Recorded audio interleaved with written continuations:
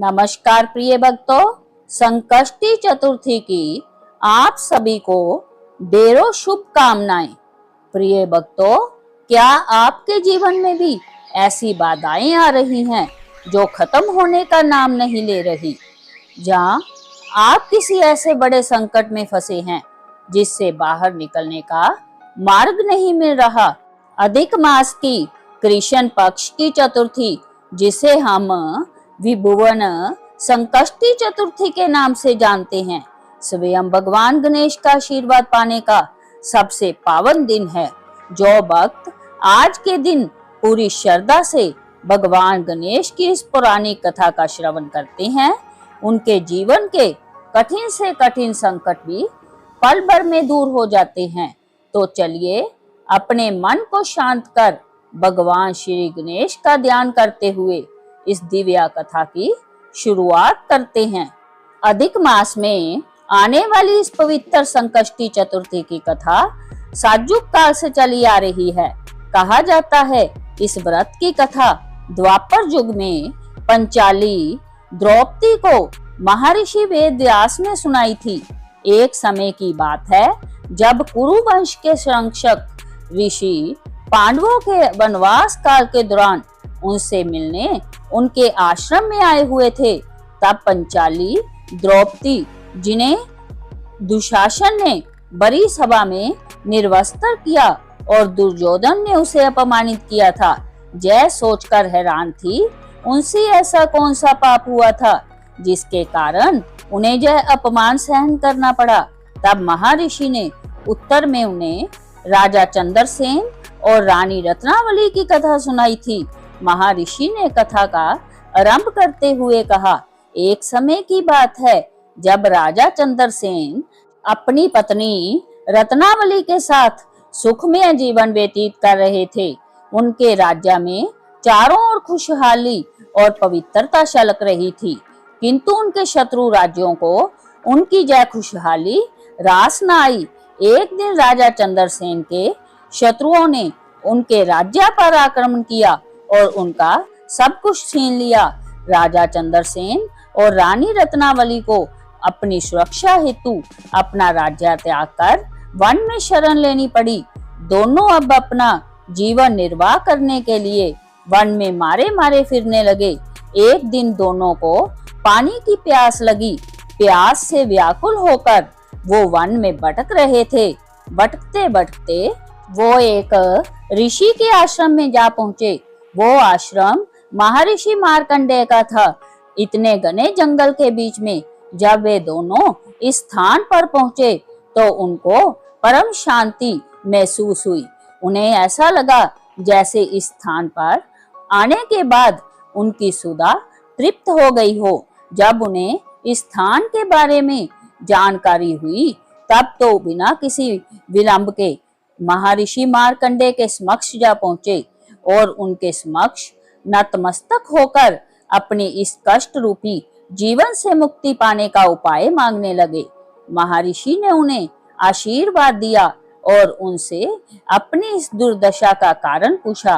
राजा और रानी ने उन्हें सारी बात कह सुनाई। राजा को भी द्रौपदी की तरह संदेह हो रहा था कि उनसे ऐसा कौन सा पाप हुआ है जिसके चलते उनको कष्ट भोगना पड़ रहा है। ऋषि मार्कंडेय सर्वज्ञाता थे। वे भविष्य और वर्तमान को भली भांति देख सकते थे। महर्षि ने ध्यान धरते हुए राजा के पूर्व जन्म के कर्मों को टटोला और उनके प्रश्नों का उत्तर देते हुए कहा, हे राजन, पूर्व जन्म आप एक परम तेजस्वी राजा थे। एक दिन आप शिकार करने जंगल में गए हुए थे। वहां अपने लाल वस्त्र को दान किए कुछ नाग कन्याओं को व्रत का अनुष्ठान करते हुए देखा था। आप उनसे प्रभावित होकर उनसे उस व्रत अनुष्ठान के बारे में पूछने लगे। वो समय अधिक मास का था। उन्होंने बताया कि वो सभी भगवान श्री गणेश की संकष्टी चतुर्थी का व्रत कर रही हैं।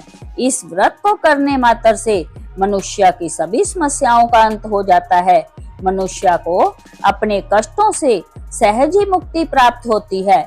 नाग कन्याओं के मुख से भगवान श्री गणेश के संकष्टी व्रत के बारे में सुनकर उन्होंने भी इस व्रत को करने का मन ही मन निश्चय किया, किंतु समय जाते वो अपने नाम, यश और कीर्ति की प्राप्ति होने पर इस व्रत का अनुष्ठान करना भूल गए।